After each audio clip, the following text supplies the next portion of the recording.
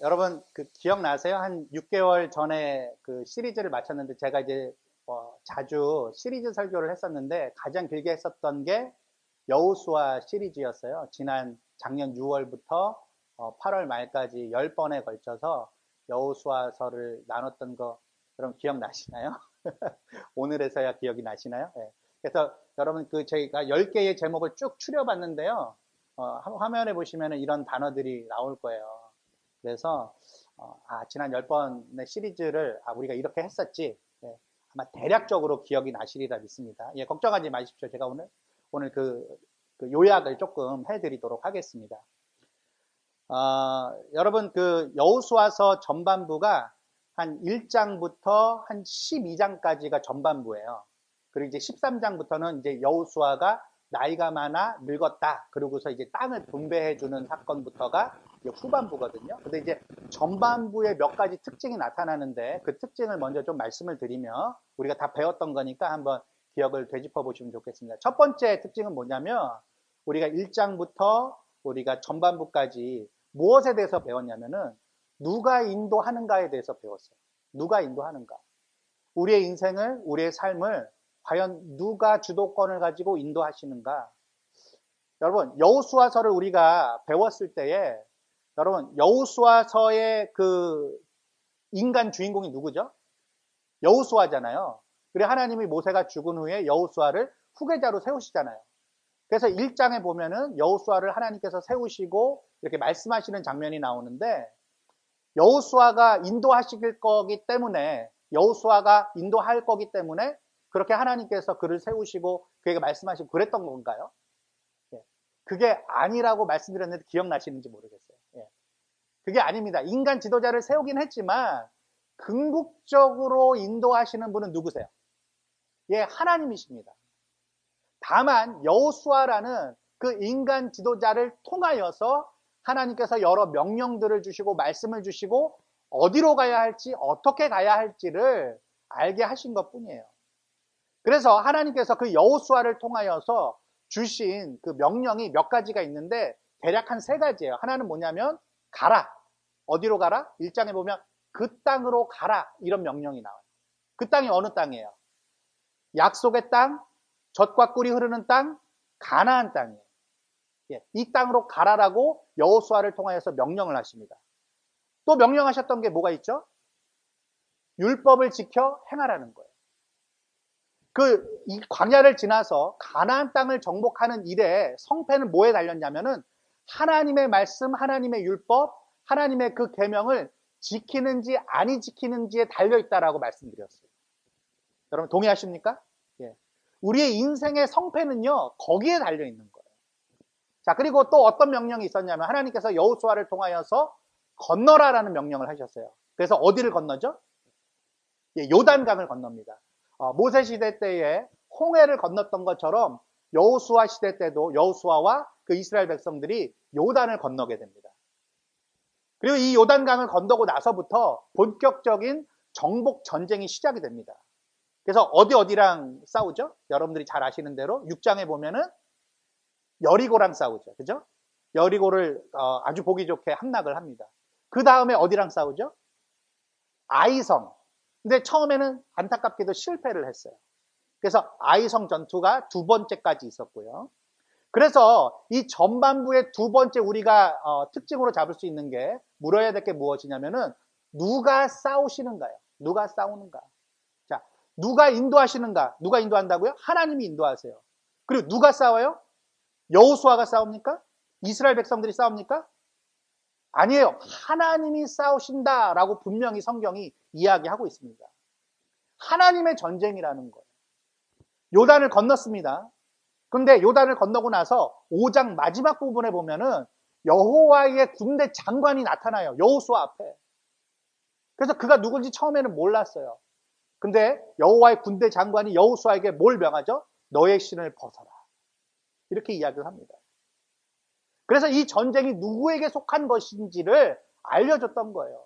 누가 싸우신다고요? 여호와의 군대 장관, 하나님이 예수 그리스도께서 싸우시는 싸움이라는 거예요. 그래서 여리고 성이 어떻게 무너졌죠? 이스라엘 백성들의 어떤 노력으로 전투력으로 이겼습니까? 전혀 아니에요. 그들이 했던 거는 걷는 것밖에 없었어요. 하나님이 싸우셔서 하나님이 그 여리고성을, 견고했던 여리고성을 함락시키도록 만드셨다는 거예요. 그런데 여러분, 그 다음 장에 보면은 아이성 1차 전투가 나오는데요. 그 전투는 실패를 했습니다. 하나님께서 싸우시는 전쟁이라 할지라도, 아니, 표현을 달리 하겠습니다. 하나님께서 싸우시는 전쟁이기 때문에 인간의 범죄가 개입되거나 인간의 교만함과 어떤 술수가 들어간다면 하나님께서 그것을 철저하게 응징하신다는 것을 보여주고 있어요. 하나님께 묻지 않고 저 정도면은 우리가 요 정도 병력을 가지고 가면 되겠습니다. 그래서 여호수아가 그걸 그대로 받아들입니다. 그런데 결정적인 실수가 뭐가 있었어요? 아간의 범죄가 있었잖아요. 그래서 그것 때문에 하나님께서는 아간을 색출해내셔서 죽이기까지 하셨습니다. 자, 그래서 이제 심기일전 해가지고 아이성 2차 전투를 시작을 했는데 그 전투에서는 하나님께서 전쟁을 시작하시기도 전에 뭐라고 말씀하십니까? 이 성을 네 손에 주었다. 너희들 손에 주었다. 그래서 매복이라는 방법을 쓰게 하셨다고 그랬어요. 엎드리는 거예요. 숨는 거예요. 그 엎드리게 하심으로 해서 하나님이 친히 싸우시도록 하셔서 그 승리를 쟁취하게끔 하셨다는 거예요. 그래서 하나님께서는 납작 엎드린 그 이스라엘 백성들에게 일어나 올라가라라고 명령을 하셨고 아이성 전부를 다 내 손에 넘겨주겠다고 전투 전에 여호수아를 통하여서 이미 약속하셨고 또 승리케 하셨다는 것을 우리가 보았습니다. 그래서 이 여리고 전투와 아이성 전투의 소식이 주위에 있는 나라들에게 다 소문이 퍼졌어요. 근데 소문이 퍼져서 어떤 사람들은 그것을 두려워해서 화친을 청했습니다. 그게 누구였어요? 기브온 주민이었어요. 근데 그들을 제외하고는 아모리 사람들 모두가 연합을 합니다. 왕들이 연합을 하고 군대가 연합을 합니다. 그래서 이스라엘에게 정면 도전을 합니다. 물리치고자 했어요. 근데 하나님께서 어떻게 하셨습니까? 오히려 그 연합군을 보기 좋게 물리쳐 주셨어요. 자, 어떤 일이 있었죠? 전투도 하긴 했지만 사실은 훨씬 더 사상자를 많이 낸 방법이 있었어요. 그게 뭐였어요? 10장에 보면 하나님께서 큰 우박덩이를 내리셨잖아요. 성경에 보면은 칼에 찔려 죽은 자보다 큰 우박덩이에 맞아서 죽은 자가 훨씬 더 많았다라는 기록이 있습니다. 그래서 여호수아서 10장에 보면은 2번이나 나오는 표현이 있는데 한번 저를 따라해 보시죠. 하나님 여호와께서 이스라엘을 위하여 싸우셨으므로, 하나님께서 이스라엘을 위하여서 싸우셨으므로. 그래서 이 전쟁이 누구의 전쟁인가? 누가 싸우는 전쟁인가? 하나님께서 친히 싸워주시는 전쟁이라는 거예요. 그것을 우리가 지난 6개월 전에 10주 동안 그렇게 살펴본 내용들입니다. 이제 좀 기억이 나시죠? 그리고서 이제 13장에서 이제 후반부가 시작이 되는데요. 여러분 이제 13장 여호수아서 13장 이하를 읽어보신 분들은 아시겠지만 읽기가 굉장히 쉽습니까? 어렵습니까? 되게 어려워요. 성경을 많이 읽는 목회자도 그걸 굉장히 어려워하는 본문 중에 하나예요. 왜 그렇죠? 이스라엘 각 지파에게 땅을 분배하는 내용이 나오는데 거기까지는 좋아요. 근데 전반부와는 너무 다르게 지루합니다. 왜 그래요? 지명 또 경계 막 이런 이름들이 나오는데 뭐가 뭔지 잘 모르겠어요. 지도를 봐도 사실은 알기가 굉장히 어렵습니다. 근데 여러분 사실 그게 왜 지루한지 아십니까? 여호수아서 후반부 남의 땅이라 그래요. 내 땅이면은 그렇게 안 보겠죠. 근데 여러분 생각해 보십시오. 이스라엘 각 백성들과 그 자손들에게는요, 그게 뭐와 같은 거예요? 토지 대장서 같은 거예요. 그렇기 때문에 그들은 그것을 굉장히 중요하게 읽고 굉장히 꼼꼼히 읽어봤을 겁니다. 그래서 우리가 조금 지루할 수 있지만 그들은 그런 마음으로 그 책을 읽었겠구나. 그래서 여러분들이 여호수아서 13장에서 21장까지 보실 때에는 그런 마음으로 그 책을 좀 보시는 게 필요할 거라 생각이 듭니다. 자, 그리고서 22장에서 24장까지 3장은요, 그 여호수아의 에필로그, 맺은 말이라고 할 수 있습니다. 여호수아가 나이 많아 이제 늙었어요. 이제 죽을 날이 가까웠다는 뜻입니다. 그래서 여호수아가 유언과 같은 그런 명령, 그리고 설교, 권면을 남기는데요. 마치 그 모세가 모세 오경을 남기잖아요. 창세기, 출애굽기, 레위기, 민수기, 신명기. 그런데 신명기는 모세의 3편의 설교로 되어 있습니다. 그리고 나서 34장에 보면은, 신명기 34장에 보면은 모세가 이제 죽는 장면이 나옵니다. 그것과 마찬가지로 여호수아서도 마지막 세 장이 여호수아의 설교로 되어 있어요. 권면으로 되어 있습니다. 이제 나이가 너무 많아가지고 늙었습니다. 그래서 여호수아가 죽기 직전에 자신의 어떤 마지막 소임을 다 하고 싶었어요. 그래서 그 소임으로써 이스라엘에게 말해주고 싶은 것, 그리고 확인하고 싶은 것들이 있었기 때문에 긴 말을 남깁니다. 그래서 오늘과 다음 주, 두 주에 걸쳐서 저는 여호수아서 에필로그라는 소제목을 가지고서 이 여호수아서를 좀 마무리해 보려고 해요. 오늘 여호수아서 23장 본문은 여호수아가 특별히 누구를 부르죠? 2절에 보면은, 자, 2절 우리 같이 한번 읽어볼까요? 2절 같이 한번 읽어보겠습니다. 시작. 여호수아가 온 이스라엘 곧 그들의 장로들과 수령들과 재판장들과 관리들을 불러다가 그들에게 이르되, 예, 거기까지 됐습니다. 자, 누구를 불렀죠? 한마디로 얘기하면 이스라엘의 지도자들, 리더십들을 부른 겁니다. 예, 구체적인 이야기를 하기에 앞서서 이 여호수아가 3절, 4절에 함께 겪어왔던 지난날에 대해서 이야기를 하는데, 역사 얘기를 하는 거예요. 아, 우리가 이런 것들을 다 경험하지 않았느냐? 그런 언급을 하고 있습니다. 그래서 3절 한번 읽어볼까요? 시작. 너희의 하나님 여호와께서 너희를 위하여 이 모든 나라에 행하신 일을 너희가 다 보았거니와 너희의 하나님 여호와 그는 너희를 위하여 싸우신 이시니라. 아까 제가 전반부 요약해드린 그 내용이 그대로 들어있는 거예요. 그러니까 이런 해설입니다. 야, 너희가 다 맞지 않느냐? 뭘 봤어요? 정복된 땅에 원래 살고 있었던 그 모든 나라에게 하나님께서 행하셨던 그 일, 하나님이 싸워주신 그 싸움, 너희가 한 게 아니라 그게 다 하나님 여호와께서 너희를 위하여서 싸우신 것이다. 너희 하나님은 그토록 그렇게까지 너희들을 위하시는 분이시다라는 얘기를 지금 하고 있는 것입니다. 본격적인 얘기를 하기 전에 그걸 깔아놓고 있는 거예요. 자, 그리고 4절에서 무슨 얘기를 합니까? 같이 읽어보죠. 시작. 보라, 내가 요단에서부터 해 지는 쪽 대해까지의 남아있는 나라들과 이미 멸한 모든 나라를 내가 너희를 위하여 제비 뽑아 너희의 지파에게 기업이 되게 하였느니라. 자, 이게 무슨 얘기입니까? 지도자들에게 이렇게 얘기하는 거예요. 봐라, 어디 그뿐이냐? 너희들을 위하여서 싸워주신 것 그뿐이냐? 아니라는 거죠.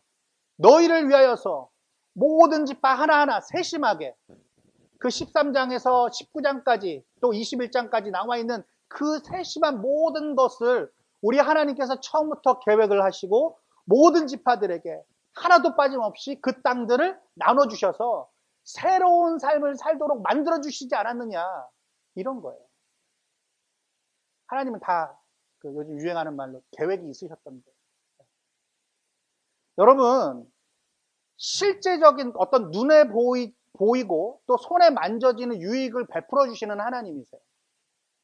뭐 우리에게 믿음이 중요하고 영적인 것이 중요하죠. 그런데요, 우리가 먹을 것과 마실 것과 또한 잠잘 곳과 그 모든 것까지도 우리 하나님께서는 세밀하게 다 계획하셔서 그 이스라엘 백성들에게 허락해 주셨다는 거예요. 그래서 그 전장에서 승리를 가져다 주셨을 뿐만 아니라 그 승리를 통하여서 이스라엘이 정말로 적과 꿀이 흐르는 땅에서 좋은 것들을 누릴 수 있도록 하나님께서 실제적인 복을 허락해 주셨다는 사실입니다. 지금껏 너희 지도자들이 겪어온 그 역사는, 그리고 지금 누리고 있는 그 현재는 너희 하나님께서 너희를 위하여서 싸우시고 애쓰신 결과다라는 것을 그 지도자들을 불러서 다시 한번 각인시켜주고 있는 장면이 3절과 4절의 내용입니다. 여러분, 이거는요, 여러분들의 삶에도 똑같이 적용되는 거 아닙니까? 여러분들의 지나온 날들을 한번 생각해 보세요. 나의 지난 날들을 한번 생각해 보세요. 그리고 지금 이만큼 살게 된 것, 그리고 이만큼 누리게 된 것, 여러분의 공입니까? 예, 물론 여러분들도 애쓰셨죠. 여러분들의 인생을. 그런데 하나님은 뭐라고 말씀을 하시냐면, 그것을 부정하는 게 아니라 너희의 하나님 여호와 된 내가 너희를 위하여서 싸운 그 결과로서 너희가 이렇게 먹고 마시고 살 수 있도록 해준 것이다라는 것을 우리가 믿어야 된다는 거예요. 한마디로 얘기하면 우리는 하나님의 은혜가 아니면 우리의 인생을 조금도 유지할 수 없었다라는 고백을 하면서 살아야 된다는 것입니다. 제가 미국에 처음 왔을 때요. 여러분 미국에 처음에 왔을 때 뭐 가지고 오셨어요? 저는 달랑 이민 가방 2개에다가 그 다음에 이제 700불을 들고 왔어요. 제 인생의 가장 큰 돈을 만지고 온 거예요. 제가 그게 넉넉한 줄 알았어요. 제가 이 실리콘밸리 경제 사정을 전혀 몰랐습니다. 한 달 반값이 막 500불 이랬는데 제가 그것도 모르고 뭐 700불 들고 왔어요. 그냥 제 형편에서는 많이 들고 온 거였습니다. 그렇게 홀몸으로 미국을 왔는데 그 당시 이제 한국에서 이제 제가 신학대학원 공부를 이제 마치고 한국에서 한 3, 4년 정도 교육 전도사로 이렇게 사역 경험을 쌓고서 왔던 게 전부였습니다. 그러니까 뭐 뭘 알겠어요. 제가 뭐 인생을 경험해 본 것도 아니고 이제 갓 신학대학원을 졸업한 교육 전도사 총각이 그렇게 미국을 왔습니다.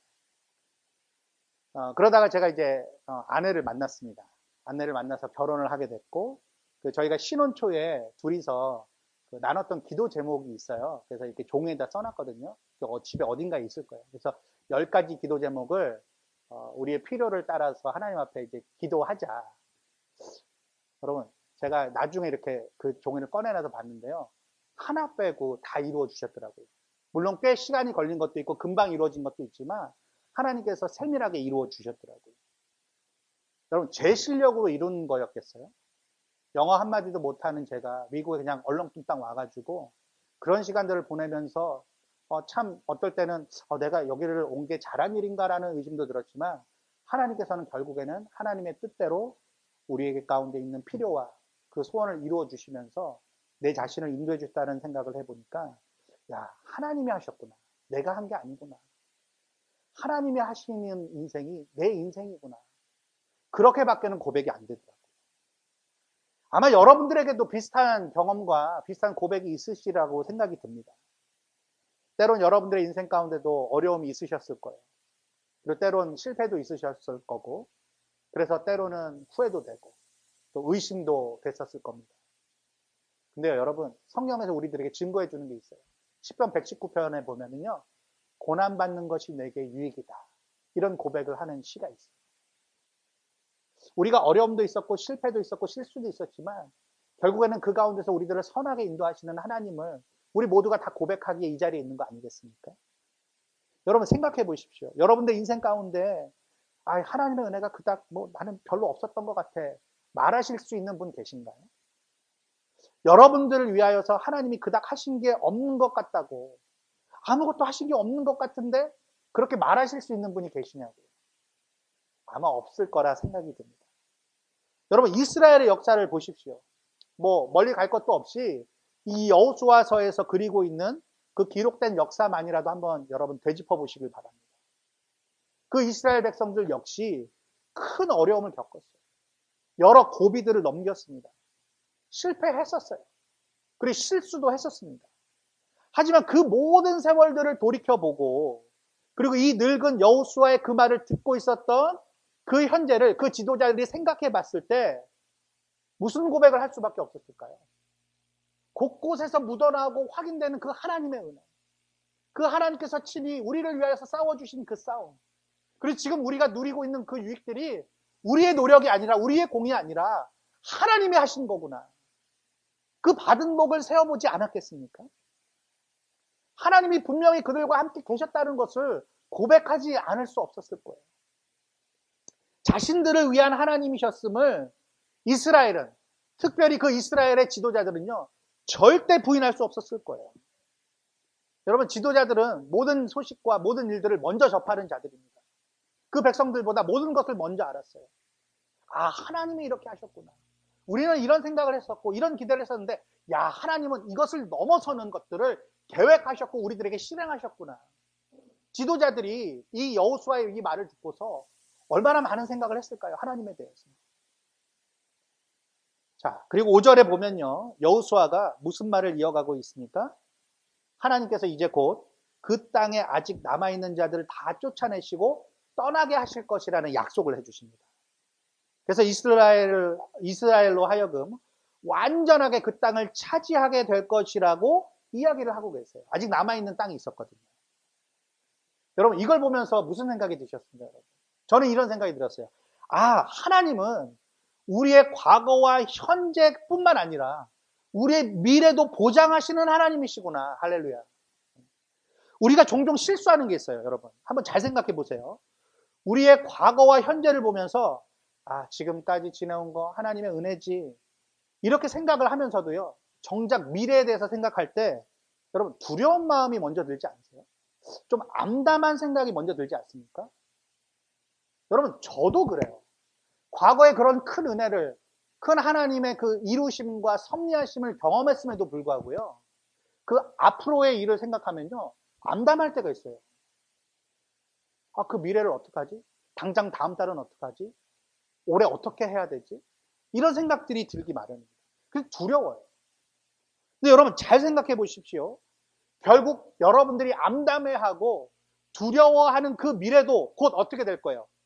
하나님이 여러분들을 위해서 싸워주시는 그 은혜롭고 영광스러운 현재와 과거가 또 될 거예요. 할렐루야. 믿으십니까? 여러분들이 옛날에 하나님의 은혜였다고 고백하는 그 과거와 현재도 예전에는 어땠어요? 두려워했던, 암담했던 미래였잖아요.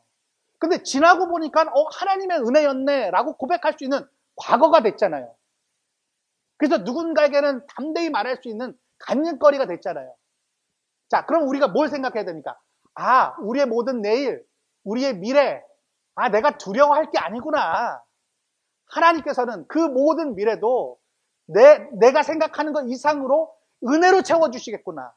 나를 위해서 그 미래 가운데에 우리 하나님께서 싸워주실 계획이 다 있으시겠지. 여러분, 이 믿음으로 우리가 살아야 된다는 거예요.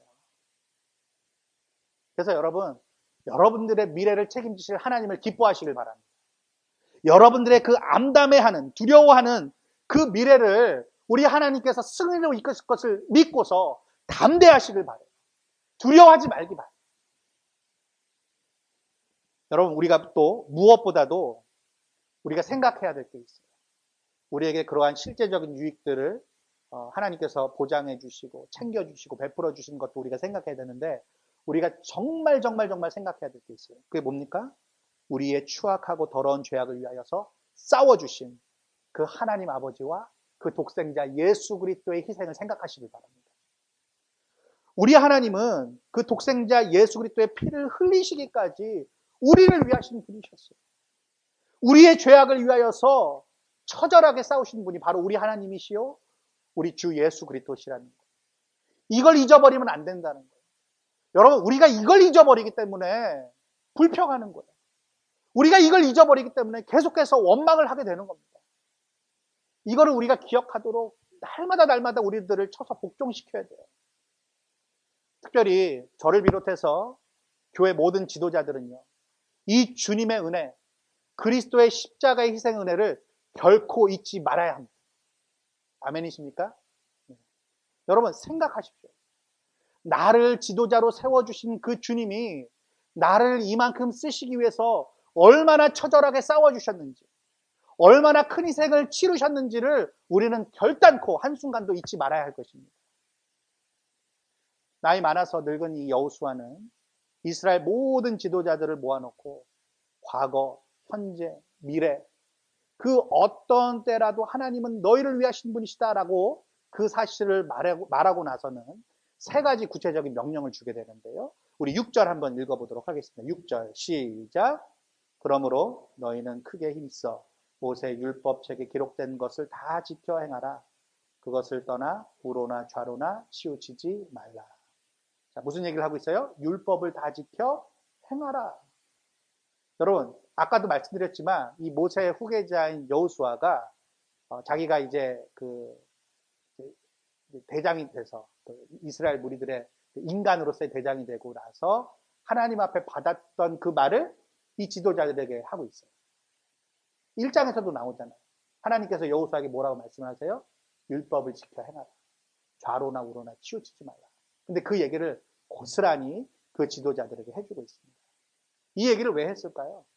여러분, 초심을 잃으면 안 된다. 처음에 그 마음을 잊어서는 안 된다. 여러분, 저도 이렇게 이제 교회 목회를 하고서 지금 한 1년 한 5개월 정도 되니까 저도 모르게 처음에 가졌던 마음들이 이렇게 저도 모르게 이제 빠져나가는 그런 현상을 보면서 하나님 앞에 참 죄송하고 부끄러웠어요. 여러분들은 어떠십니까? 처음에 가졌던 그 마음이 그대로 있으세요?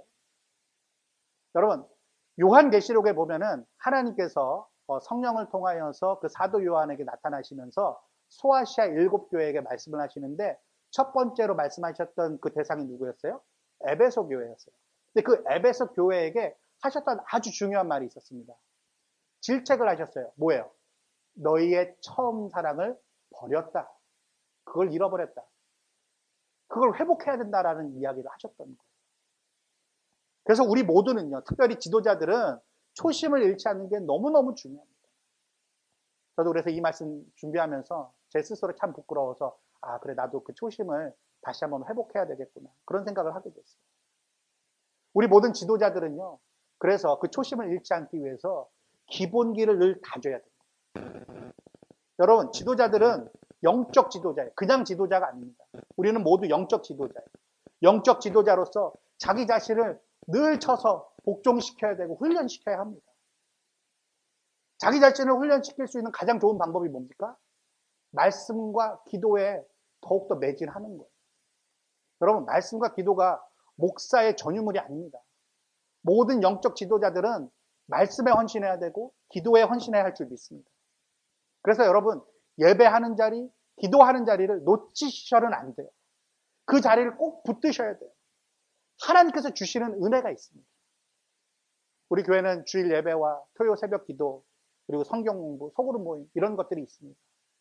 이런 것들에 우리가 더욱더 최선을 다하여서 하나님이 주시는 은혜가 있을 줄로 믿고 그 자리를 사모하고 그 자리를 붙들고, 그래서 우리가 지도자로서 먼저 하나님으로부터 훈련받고 가르침을 받을 뿐만 아니라 그렇게 내가 먼저 모범이 되어서 많은 사람들에게, 우리 모든 하나님의 백성들에게 선한 꼴을 먹일 수 있는 그런 지도자들이 될 수 있기를 주님의 이름으로 축복드립니다. 자, 7절을 읽겠습니다. 7절 시작. 너희 중에 남아있는 이 민족들 중에 들어가지 말라. 그들의 신들의 이름을 부르지 말라. 그것들을 가리켜 맹세하지 말라.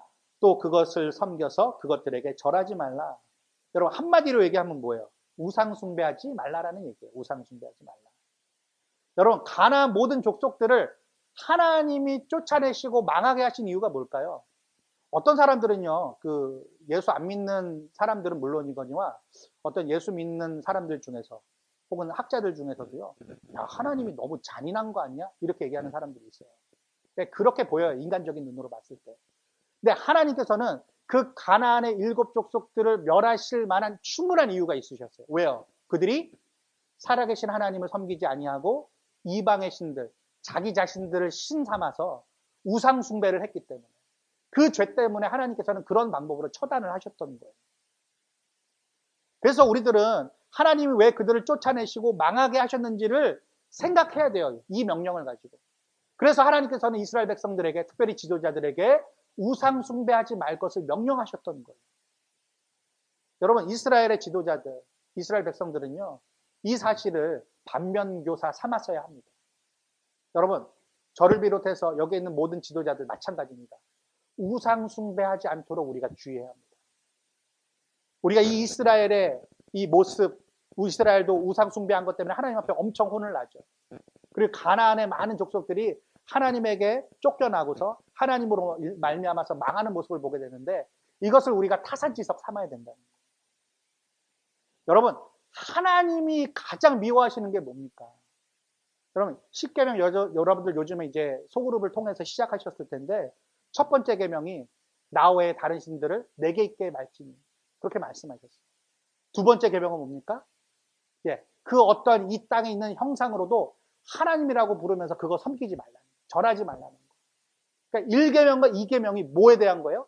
우상 숭배 금지에 대한 계명이라는 사실을 여러분 기억하셔야 돼요. 왜 그것을 하나님께서 가장 첫 번째, 두 번째 계명으로 놓으셨는지를 생각해야 된다는 거예요. 왜요? 하나님이 미워하는 것이 바로 우상을 섬기는 일이기 때문에. 그래서 오늘 본문에서 우리가 읽진 않았지만 12절에서 16절에 보면요, 거기 뭐라고 나옵니까? 니네들이 만약에 그런 일을 행하면 내가 가만두지 않겠다. 하나님이 엄포를 놓으십니다. 여러분, 그거는요, 증오의 발로가 아니라요, 이스라엘 백성들을, 특별히 그 지도자들을 사랑하시기에, 신뢰하시기에 주는 명령이에요. 겁을 주려고 협박을 하려고 하는 게 아닙니다. 여러분, 자식들을 혼낼 때 미워서 혼내십니까? 아니요, 사랑해서 혼내는 거예요. 성경에도 그 자식에게 매를 들지 않는 게 오히려 나쁜 일이라고 성경이 가르쳐주고 있습니다. 잘못된 길로 가고 있을 때 매를 드는 것이 당연하다는 거예요. 왜요? 사랑하니까. 자, 8절 보겠습니다. 세 번째 명령. 하나님이 구체적으로 어떤 명령을 주시는지 8절 읽겠습니다. 시작.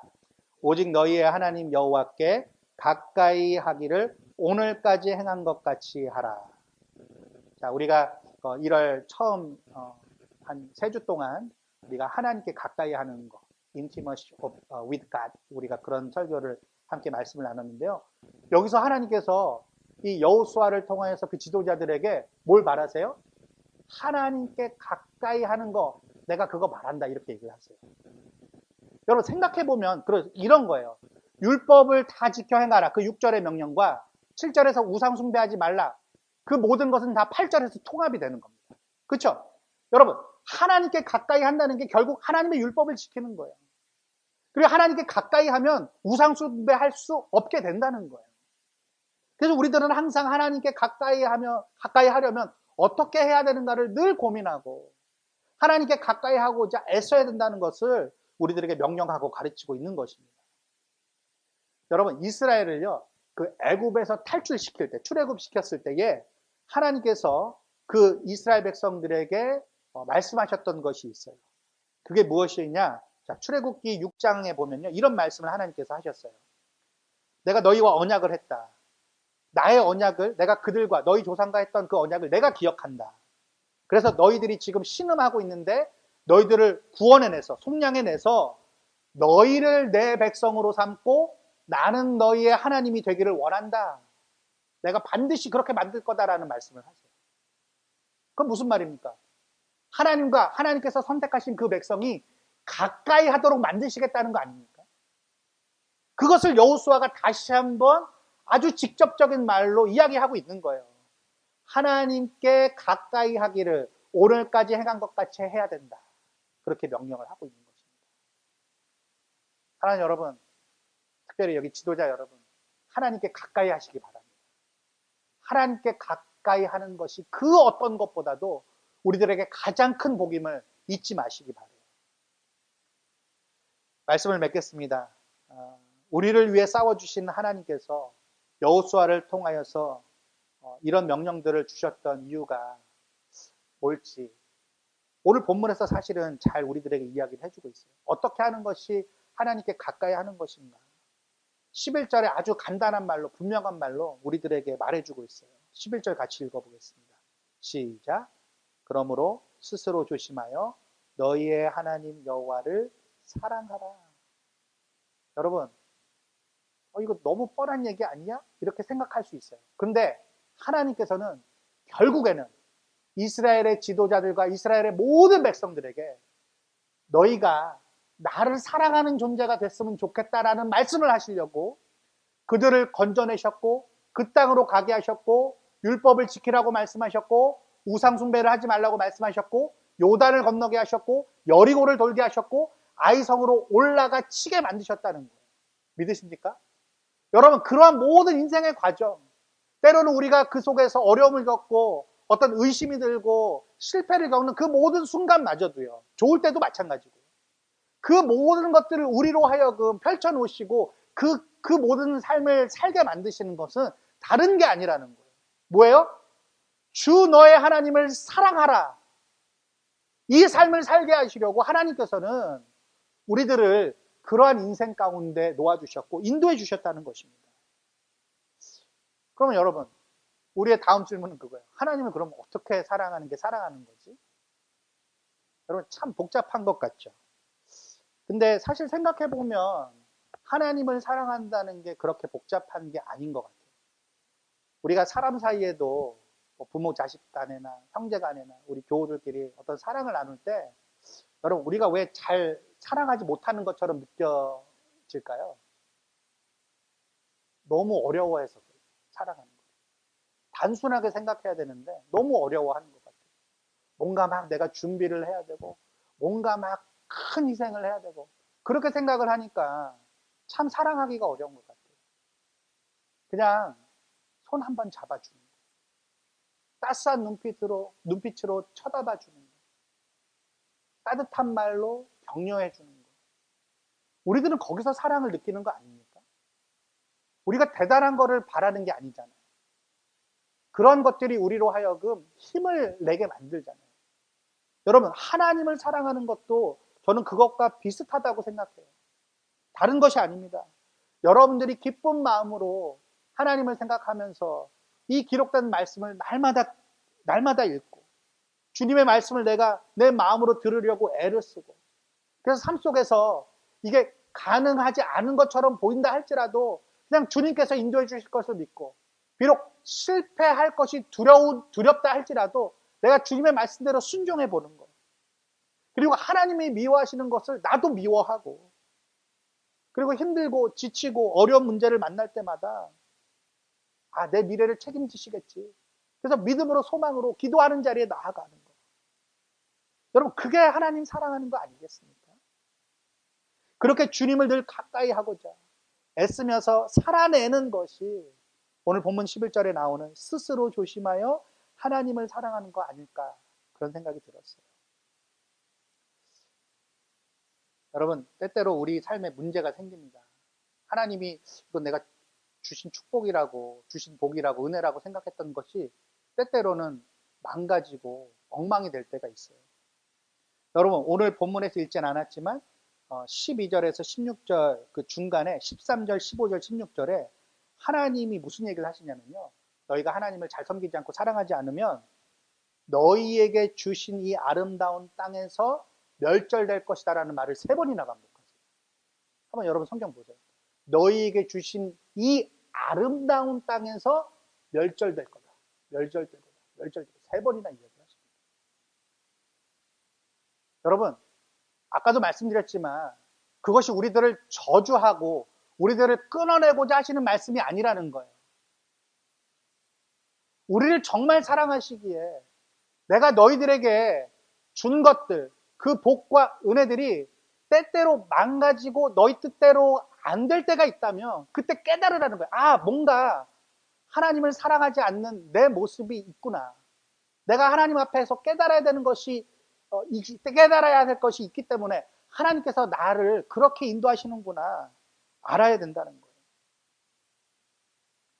사랑하는 성도 여러분, 부디 저와 여러분 모두가 너희의 하나님 여호와를 사랑하라고 말씀하셨던 그 주님의 말씀을 우리가 기억하고 우리의 삶 속에서 주님을 어떻게 하면 사랑하고 어떻게 하면 가까이 하며 지낼 수 있을까를 생각하시고 그리고 때때로 우리가 실패하고 또 낙담하게 될 수밖에 없는 상황과 문제가 생긴다 할지라도 그 가운데서 하나님을 찾는 자들에게 하나님을 그래도 믿음 가운데 붙잡고자 하는 가까이 하고자 하는 사랑하고자 하는 그러한 모습으로 나아가는 자에게 하나님께서는 결국에는 하나님의 복으로 함께 하실 것이라는 것을 믿고서 저와 여러분 모두가 하나님을 사랑하는 인생으로 우리의 삶을 살아낼 수 있기를 주님의 이름으로 축복드립니다.